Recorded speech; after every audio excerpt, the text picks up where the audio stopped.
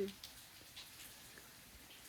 Hi, I'm Ed, and if you have a flood in your area and you're having a hard time getting access to a pump, but you definitely have access to swamp coolers, here's an easy and cheap, effective way to go ahead and move water. We'll go ahead and show you how to do that. Hopefully, help you with getting rid of water, like in a backyard or whatnot. So, really quick, easy way to do this.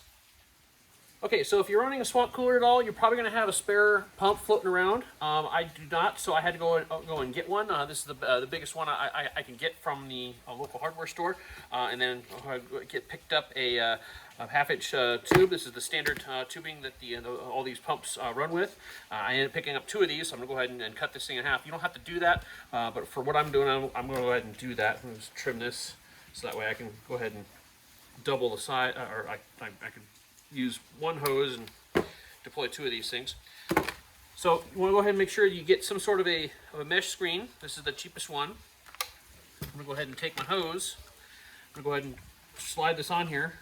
Standard install. Okay.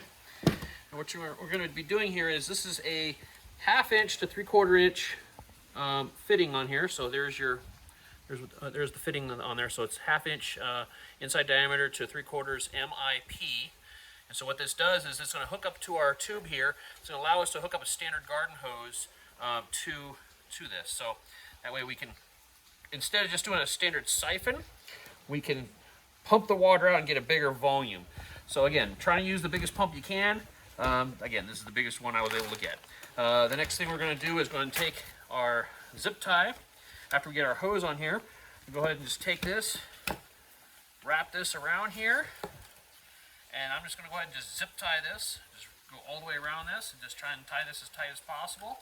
So that way it doesn't really go anywhere, and we don't suck a bunch of junk up into the bottom of this.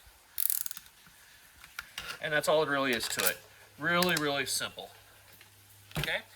Next thing is, we're going to go ahead and take a simple extension cord. We're going to make sure we're plugging it into a GFI outlet.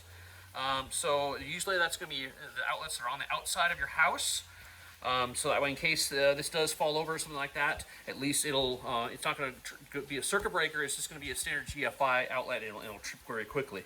But the idea is, dig a small little hole. You just need just a little bit of water, where the lowest point where everything falls into.